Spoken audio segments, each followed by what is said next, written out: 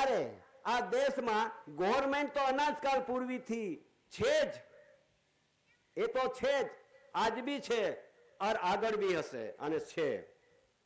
પણ જ્યારે આ દેશમાં ઇલેક્શન હતું, ઇલેક્શન વિરોધ નથી પણ સાંભળી લેજો, ઇલેક્શન હતું જ નહીં, સરકાર એવી ઇલેક્શનથી બની જ ન હતી.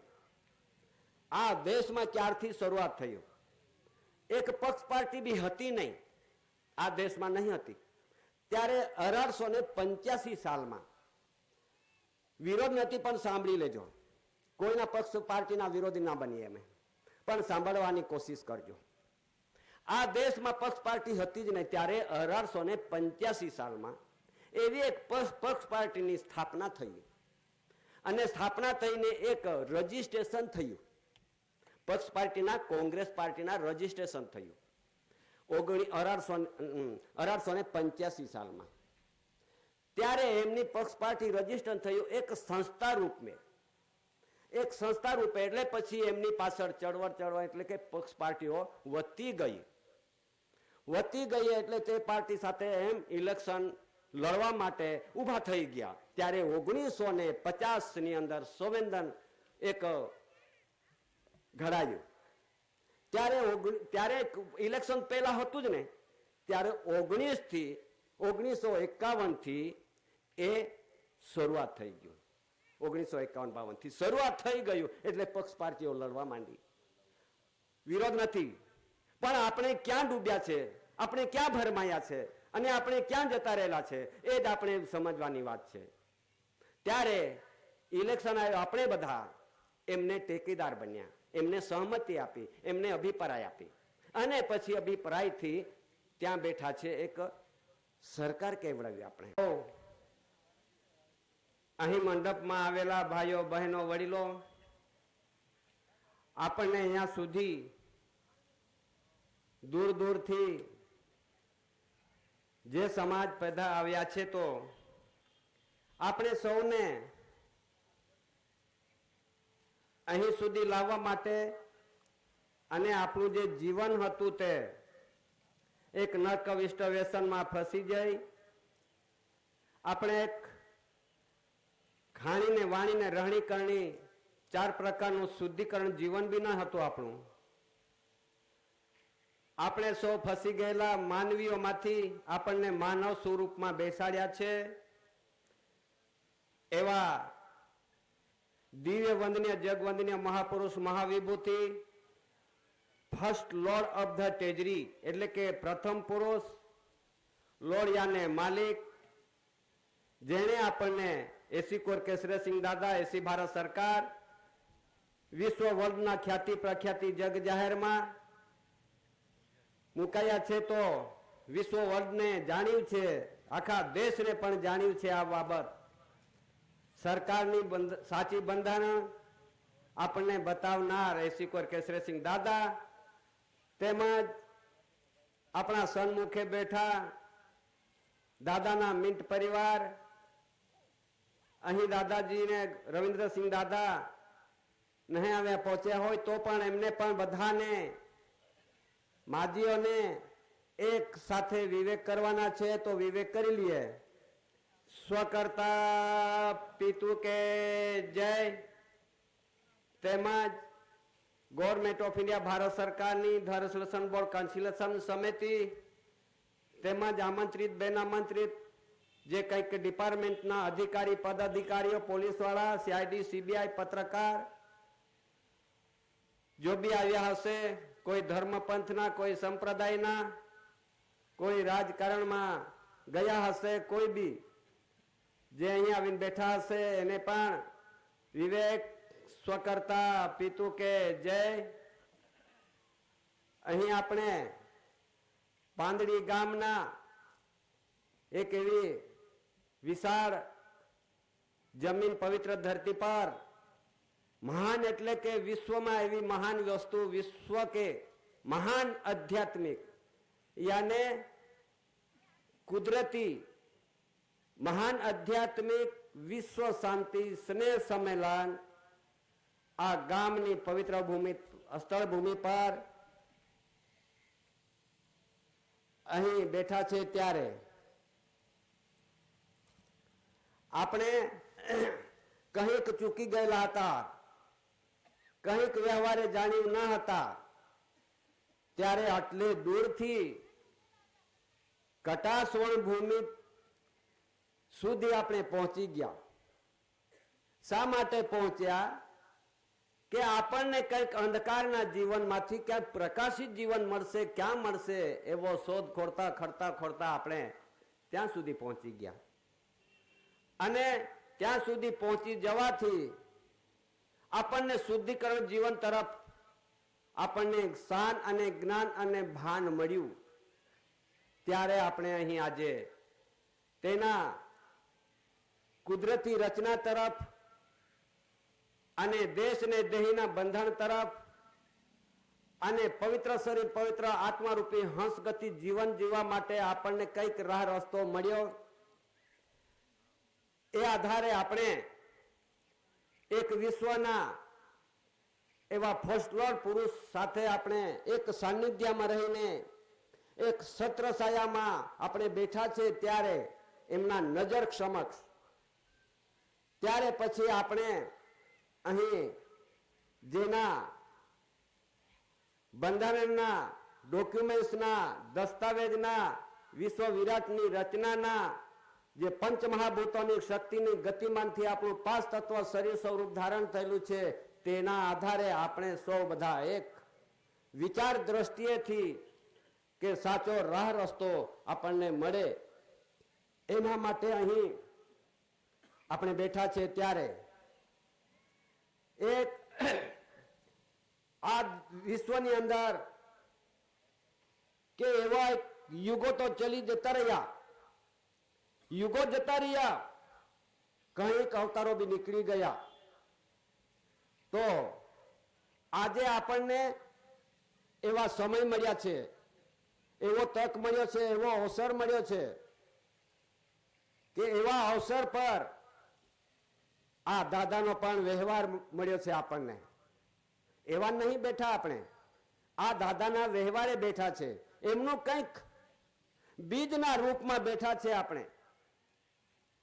ત્યારે આ વિશ્વ જગતના માનવીઓમાંથી આપણને માનવ સ્વરૂપના શુદ્ધિકરણના તરફે આપણે અહીં મંડપમાં બેઠા છે. ત્યારે શુદ્ધિકરણ એટલે કે આપણને જે નરકવિષ્ટ વ્યસનમાં ફસી ગયેલા માનવીઓ એવા જાળમાં ફસી ગયેલા હતા, આજે આપણે શુદ્ધિકરણ તરફ અહીં ધ્યાન દ્રષ્ટિ દોરીને બેઠા છો. ત્યારે જે આ શરીર સ્વરૂપ ધારણ થયું છે એ વારંવાર નહીં, એક વખત એવો અવસર મળ્યો છે આપણને, એ વારંવાર મળશે નહીં. મળશે એમાં જ કંઈક કુદરતી રચના તરફ, રૂલિંગ તરફ જે આપણને અહીં એક વ્યવહારનો આપણને જ્ઞાન મળ્યો છે. તો કેવી રીતે કે જ્યારે એ બાજુ એક વડીલની સાથે એવી વાતો કરી કે ભાઈ અમે તો બધા બહુ જ નરકવિષ્ટ વ્યસનમાં ફસી ગયેલા હતા, પણ અહીંથી ધીરે ધીરે ધીરે ધીરે અમને ખબર પડતામાં અમે કોઈક બેઠકમાં ગયા, બેઠકમાં જાણ્યું, બેઠકમાંથી પછી અમે કટાસણ સુધી પહોંચી ગયા. ત્યારે ખબર પડી કે આવો એક શુદ્ધિકરણનો વ્યવહાર કટાસવણમાં છે. અને પછી ધીરે ધીરે એવું ખબર પડતા કે ભાઈ ગવર્મેન્ટ ઓફ ઇન્ડિયા, ભારત સરકાર, અરે ભારત સરકાર આ દેશની અંદર કોણ છે અને તે સરકારની શુદ્ધિકરણ બંધારણ શું છે એ જાણવા માટે અમે કટાસવણ પહોંચી ગયા. ત્યારે એમને ખબર પડી કે અમને કે આ વિશ્વની અંદર તો સરકારો બહુ ઘણા બનીને બેઠા છે, દેશમાં બી સરકારો છે, પણ ગવર્મેન્ટ ઓફ ઇન્ડિયા આ અલગ ચીજ છે, અલગ વસ્તુ છે. હવે આ ધરતી પર સરકાર સરકાર સરકાર, આપણે કોઈના વિરોધ નથી, પણ સરકાર શું છે, સરકાર કોણ છે એની આપણે ખબર હોવી જોઈએ. ધરતી પર તો એટલી બધી સરકારો છે કે ગણવા જાય તો હું થોડોક કહી દઉં કે આ ધરતી પર ભારત દેશમાં કેન્દ્ર સરકાર, મધ્ય સરકાર, OIGS, BOSE, બ્રિટિશ નાગરિક, UK સરકાર, Republic, central government, મોબોકેસી, democracy, panchayat રાજ, બધી સરકાર જ કહેવાય. પણ એ એક જ્યુડિશિયલી ગણાય. જ્યુડિશિયલી સરકાર એટલે કે 5-5 પૂરતી, એમને વિરોધ નથી, પણ આપણે સમજવી જેવી વાત છે, સમજવા જેવી વાત છે. પણ ગવર્મેન્ટ એટલે કે એ વિશ્વની ગવર્મેન્ટ એક જ હોય છે વિશ્વમાં, કે જ્યારથી આ ધરતીના આકાશ, ધરતી, સૂર્ય, ચંદ્ર, પવન, પાણી, કણી જેટલો આ કુદરતી પંચમહાભૂતોની શક્તિ સર્જન થઈ, ત્યારથી જ એ વસ્તુ એવી છે કે ગવર્મેન્ટ વસ્તુની આપણે ગણના ન કરી શકીએ. એ વિશ્વની ગવર્મેન્ટ. જ્યારે આ દેશની અંદર ગવર્મેન્ટ ઓફ ઇન્ડિયા, અમેરિકામાં એમની તપાસ કરો તો government of America, Russia government of Russia, ચીન ગવર્મેન્ટ ચીન, એટલે કે વિશ્વની ધરતી પર ગવર્મેન્ટ એક જ છે. હવે તે કોણ હશે, તે ક્યાં છે, આપણે તો ના જાણી શકીએ. પણ વિશ્વ વર્લ્ડે, વિશ્વના ધરીરાષ્ટ્રીય 64-142 ડેલિગેટ્સ, કોમનવેલ્થ, એમણે જ્યારે આ વિશ્વનો ગવર્મેન્ટ કોણ છે તેમને ખબર પડી, તે જાણી શક્યા છે કે વિશ્વનો ગવર્મેન્ટ કોણ છે. ત્યારે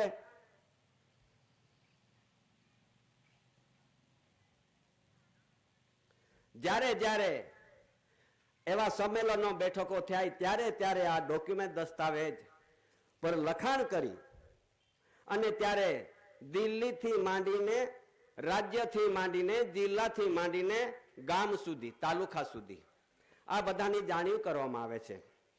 આ જાણ્યું કરવામાં આવે છે, આમંત્રણ આપવામાં આવે છે આ દસ્તાવેજ પર. એમાં શું લખ્યું છે, ઉપર જ લખ્યું છે, એસી ભારત સરકાર મિન્ટ મુદ્રા કરન્સી ક્રાઉન રૂલિંગ ઓનર એસી કુંવર કેશરસિંહ, માતુશ્રી જમનાબા, પિતાશ્રી ટેટિયા કાનજી, મુકામ કટાસોન, તાલુકા વ્યારા, જિલ્લા તાપી, ગુજરાત સ્ટેટ, ભારત, ઇન્ડિયા. એટલે આવી રીતે ડોક્યુમેન્ટ, દસ્તાવેજ સ્ટેમ્પ પર લખાય છે અને દિલ્હીથી માંડીને બધાને આ આમંત્રણ અપાય છે. પણ સરકાર કોણ છે તેની આ ઓળખ છે. હવે એમાં આ Bharat India non judicial, Bharat સરકાર દશાંશ પદ્ધતિ decimal coins currency crown, mint મુદ્રા આઈ ઓબે સેલ્યુટ, એટલે કે જ્યાં આ ધરતી પર કે ભારત દેશમાં જે સેલ્યુટ એટલે કે જે પોલીસ ડિપાર્ટમેન્ટના જે ટોપીએ 4 સિંહો, સિંહાસન, મુદ્રા અને નીચે સત્યમે જે થઈ લખેલું હોય. હવે આ મુદ્રાના આ સેલ્યુટ એટલે એ સલામી ભરવાનું હોય છે. કોને? મુદ્રાને. હવે આ મુદ્રા કોના? હવે એ નહીં કોઈને ખબર કે મુદ્રા કોના, મુદ્રાનો ઓનર, માલિક કોણ? તો એમાં છે મુદ્રાનો ઓનર માલિક. અહીંયા ઉપર લખે છે કે મિન્ટ મુદ્રા કરન્સી ક્રાઉન રૂલિંગ ઓનર, એટલે કે માલિક. જે દસ્તાવેજ પર લખે છે કે ઓનર, માલિક. હવે આવો દસ્તાવેજ કોણે એવા, હું સરકાર છું, હું મિન્ટ મુદ્રાનો ઓનર છું, આજ દિન સુધી કોણે આવા દસ્તાવેજ બનાવ્યા? કોણ છે આ ધરતી પર? એવા તો બધા સાયન્સા બી જતા રહ્યા રાજ કરતા, બાદશાહો જતા રહ્યા રાજ કરતા, 700 રજવાડા બી રાજ કરતા, તે બી ખાલસા થયા. બ્રિટિશરો, અંગ્રેજો બી રાજ કરતા, તે પણ ખાલસા થયા, તેઓ આ ધરતી પરથી જતા રહ્યા. તો પછી આવો દસ્તાવેજ કોણે આજ દિન સુધી બનાવ્યો? કોણે આજ દિન સુધી પ્રસિદ્ધ કે ભાઈ હું સરકાર છું, ગવર્મેન્ટ, મિન્ટ મુદ્રાનો ઓનર, માલિક? આજ દિન સુધી આવા દસ્તાવેજ ક્યાં બનાવ્યા? નહીં બનતા, અને બનાવવાનો અધિકાર પણ નહીં. કેમ? કે સરકાર હોય તે જ બનાવી શકે, સરકાર હોય તે જ ઓળખ આપી શકે. આ સરકારનું બંધારણ બહુ અલગ છે. હવે આ બે સરકારની આ ધરતી પર આટલી બધી સરકારો છે, પણ બે સરકારની આપણે ઓળખ લઈએ, બે જ સરકારની. તો સરકાર, સાચો સરકાર કોણ તે આપણે ધ્યાન દ્રષ્ટિમાં મૂકવાનું છે. કોઈના વિરોધી તે ભલે અહીંયા સંચાલન કરતા હોય, બધું કરી ગયા, પણ સરકારની ઓળખ આજ દિન સુધી આપણને ના મળી શકી બી નહીં. ઓળખ આપનાર કોઈ ધરતી પર અવતાર બી નહીં આવ્યો, કંઈક ભગવાનનો બી અવતાર નીકળી ગયા, પણ આ બંધારણ કોઈએ આપણને સમજણ આપી નહીં. એટલા માટે અહીંયા લખે છે, covering all parts of the world, એટલે કે આખા વિશ્વના વ્યવહારને આવરી લીધો એવો મહાન પુરુષ, વિશ્વના ભાગોને આવરી લેતો એવો મહાન પુરુષ, વર્લ્ડ વિશ્વ પ્રસિદ્ધિ જગ જાહેર, યુકે યુનાઇટેડ કિંગડમ, એટલે કે વિશ્વનો કોમનવેલ્થ, યાને સામાન્યમાં સામાન્ય વ્યક્તિ પણ ધન દૌલતે સુખી રહે વિશ્વની અંદર. એટલે આ કોમનવેલ્થના ઠરાવોને 9/61, 3/69, 8/69, 30/4/68, 30/4/69, જે આ વિશ્વનો એક જગજાહેર પ્રસિદ્ધિમાં મુકાયેલા એવા દાદાનો ધરી રાષ્ટ્ર સંઘે 142 ડેલિગેટ્સ પ્રતિનિધિ પ્રસિદ્ધિ એસી કોર કેસર સિંહ ભારત સરકાર. હવે આવો વિશ્વનો જે ઠરાવમાં મુકાયેલો કોણ હશે આજ દિન સુધી વિશ્વની અંદર? કોણ હશે? તો આ બધા વિશ્વની અંદર બધા સત્તા બજાવે છે, સત્તા ચલાવે છે, પણ એક હંગામી તરીકે, આપણને કોઈ વિરોધ નથી, પણ હંગામી તરીકે બધા જ સત્તા બજાવે છે. કેમ હંગામી કોને કે 5 વર્ષ પૂરતીની વાત છે, વધારે નહીં. જો 5 વર્ષ પૂરા થાય તો પછી બીજી ઇલેક્શન રૂપે આવે અને પછી વધારે એને બહુમતી મળે ત્યારે પછી એમને સત્તા મળે, એને સરકાર કહે છે. નહીં, પણ પેલા કહે છે કે હું અમે સરકાર નથી. અરે આજ દિન સુધી તમે આપણે જાણ્યું નથી કે હકીકત સરકાર, હવે જ્યારે મનમોહન સિંહ વડાપ્રધાન હતા એને પણ ના પાડેલું, હું તો સરકારનો સચિવ છું, મંત્રાલયનો સચિવ છું, હું સરકાર નથી, એને પણ જાહેર કર્યું છે. તે આપણી પાસે ડોક્યુમેન્ટ છે. અત્યારે પણ ચાલુ વર્તમાનની અંદર જે સરકાર બેઠા હોય દિલ્હીની અંદર, પણ એમણે પણ ના પાડ્યું છે હું તો સેવક છું. એ સેવકના રૂપમાં જાણે આજે સંચાલન કરે, પણ સરકારના રૂપમાં નહીં. આ સરકારના બંધારણ ડોક્યુમેન્ટ પ્રસિદ્ધિમાં જ્યારે એમની સાથે એવા ડોક્યુમેન્ટ સાથે, દસ્તાવેજ સાથે આપણે જ્યારે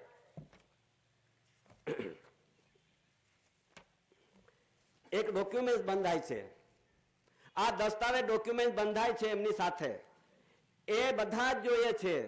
આ દેશની અંદર કોઈ બાકી ના હોય કે કોઈ ના જોતું હોય, પણ એમાં જ લખે છે પ્રાઇવેટ સેક્રેટરી 7 જાન્યુઆરી 1969 સહી ઇલિજિબલ બેકિંગહામ પ્લેસ.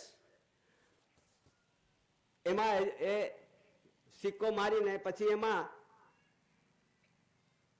જાય તો publicity UK the league of nation ધરીરાષ્ટ્ર 64 142 ડેલિગેટ્સ કોમનવેલ્થ 9/61 8/69 વિશ્વ પ્રસિદ્ધિ.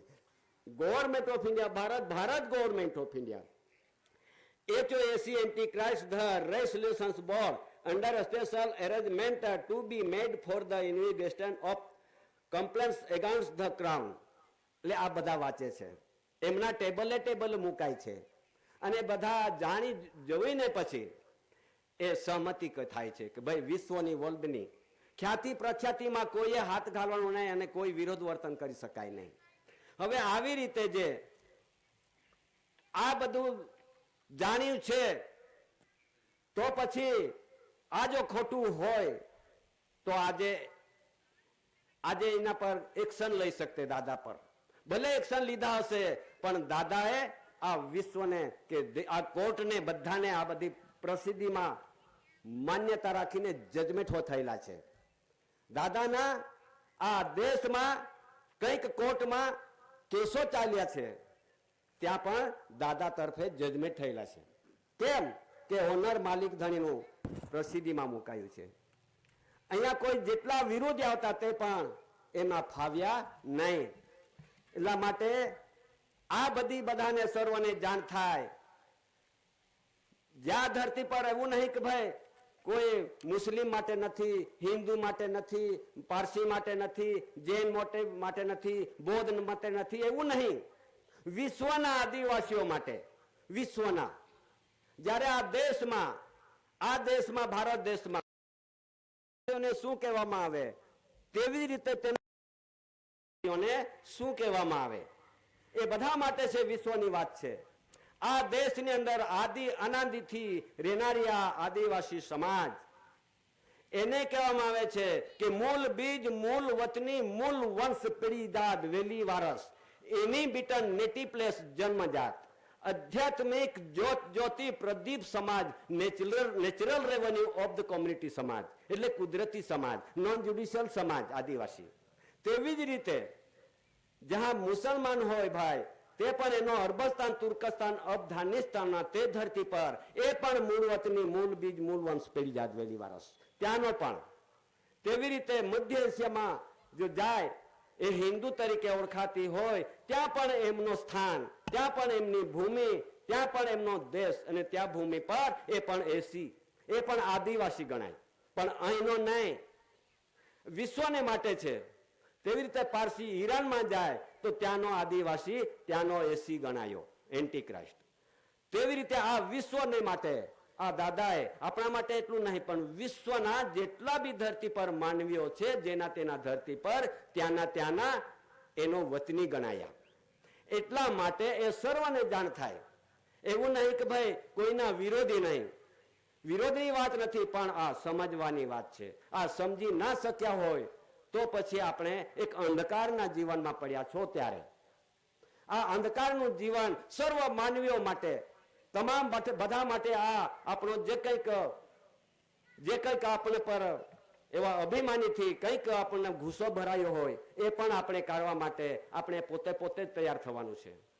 કેમ કે આપણે અહીં કોઈ બી એક માનવીને વિરોધ કરીશું તો પછી એમને એવું લાગે કે એ તો અમારા વિરુદ્ધ છે. નહીં, વિરુદ્ધની વાત નથી. આ વિશ્વના માનવીઓને ક્યાં ક્યાં ઠારો મળે, ક્યાં ક્યાં શાંતિ મળે, તેમનું જીવન નિર્વાહ મળે, એના માટે આ શા માટે બેઠા છે કે મહાન આધ્યાત્મિક, એક કુદરતી મહાન આધ્યાત્મિક વિશ્વ શાંતિ, એટલે કે વિશ્વની અંદર શાંતિ કેવી રીતે થાય, એના માટે સર્વ માનવીઓને એ શાંતિનો રાહ અને શાંતિનો પેગામ આજે આપણને દાદાએ બેઠા કર્યા છે. ત્યારે આ શાંતિ કેવી રીતે થશે? જ્યારે સર્વ જગતના માનવીઓ આજે આપણે અભિમાનીમાં છે, આજે આપણે ઘમેન્ડમાં છે કે હું કઈ સત્તાધારી છું, મારી પાસે ઓથોરિટી છે, મારી પાસે પૈસા છે, હું ધન દૌલત વાળો છું, મારી પાસે બધું જ છે, એટલે આપણે અભિમાનમાં જે પડેલા હોય એટલા માટે શાંતિ ના મળી શકે. જો આજે વિશ્વની અંદર જેના પર મોટા મોટા હથિયાર મેળવી લીધા છે કે હું જો લડાઈ કરું તો આ દેશને હરાવી નાખીશ, બીજો પેલો દેશ વાળો કે મારી પાસે એટલા અણુબોમ્બ છે, મારી પાસે આઈટમ બોમ્બ છે, મારી પાસે મિસાઇલો છે, મારી પાસે હોર કોઈ પ્રકારના સાધન સામગ્રી લડવાનું સાધન છે, એટલે તે સાધનની અભિમાનીમાં છે. આ વિશ્વના માનવીઓ પોતાના હોદ્દાના અભિમાનીઓ છે. તો અભિમાની હવે નહીં ચાલે, પણ વિશ્વની શાંતિ મેળવવું હોય, વિશ્વને બંધારણ તરફે વળવું હોય તો આ વિશ્વની અંદર એક જ એવો વ્યવહાર છે કે વિશ્વને શાંતિ આપી શકે.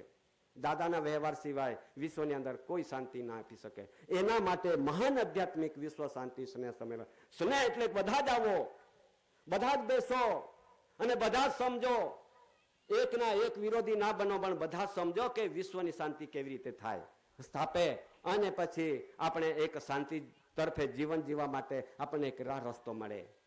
એના માટે આ એક એવું નહીં કે ઘણા ખરા ભાઈઓને એવું લાગે છે કે આ એસી વાળા, આ સતીપતિ વાળા, આ ભગવાનને નહીં માનતા, દેવને નહીં માનતા, સરકારને નહીં માનતા, કાયદાને નહીં માનતા, હોર કોઈ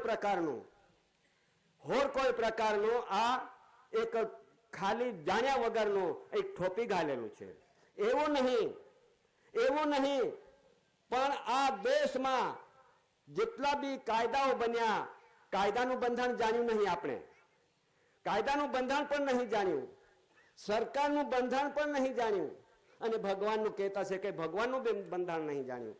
એ જાણ્યું ન હોય એટલા માટે આપણને બધા અંધકારના જીવનમાં પડેલા છે કે સત્ય હકીકત ના જાણી શક્યા હોય તો પછી આપણે આ બધું જાણ્યું માટે આ નાની નાની બેઠકોને સંમેલન હોય છે સાચું બંધારણનું. ત્યારે આપણે આગળ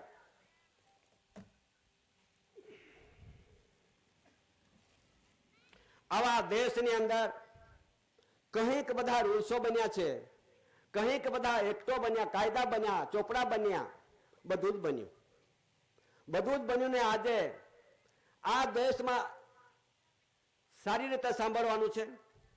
આ દેશમાં સરકાર જેવી એક બની બનાવટ સરકાર જેવી હતી જ ને, વિરોધ નથી પણ સાંભળી લેજો. ત્યારે આ દેશમાં ગવર્મેન્ટ તો અનાજકાળ પૂર્વીથી છે જ, એ તો છે જ, આજ બી છે और આગળ બી હશે અને છે. પણ જ્યારે આ દેશમાં ઇલેક્શન હતું, ઇલેક્શન વિરોધ નથી પણ સાંભળી લેજો, ઇલેક્શન હતું જ નહીં, સરકાર એવી ઇલેક્શનથી બની જ ન હતી. આ દેશમાં ક્યારથી શરૂઆત થયું? એક પક્ષ પાર્ટી બી હતી નહીં, આ દેશમાં નહીં હતી. ત્યારે 1885 સાલમાં વિરોધ નથી પણ સાંભળી લેજો, કોઈના પક્ષ પાર્ટીના વિરોધી ના બનીએ અમે, પણ સાંભળવાની કોશિશ કરજો. આ દેશમાં પક્ષ પાર્ટી હતી જ નહીં. ત્યારે 1885 સાલમાં એવી એક પક્ષ પાર્ટીની સ્થાપના થઈ અને સ્થાપના થઈને એક રજીસ્ટ્રેશન થયું, પક્ષ પાર્ટીના, કોંગ્રેસ પાર્ટીના રજીસ્ટ્રેશન થયું 1885 સાલમાં. ત્યારે એમની પક્ષ પાર્ટી રજીસ્ટ્રેશન થયું એક સંસ્થા રૂપે, એટલે પછી એમની પાછળ ચળવળ એટલે કે પક્ષ પાર્ટીઓ વધતી ગઈ એટલે તે પાર્ટી સાથે એમ ઇલેક્શન લડવા માટે ઊભા થઈ ગયા. ત્યારે 1950 ની અંદર સંવેદન એક ઘડાયું.